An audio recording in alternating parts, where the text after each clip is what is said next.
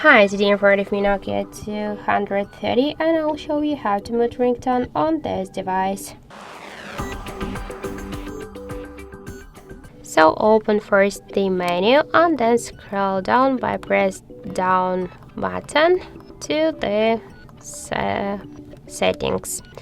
Choose the settings, scroll to tones, choose them, and here you'll see ringtone volume section. Just here by press left button and right button you could change the ringtone volume, and to mute ringtone we should twice press to the left button, and by this way we just successfully muted our ringtone volume. You will use only vibration, but also you could turn off the vibration, and now we are just in silent mode.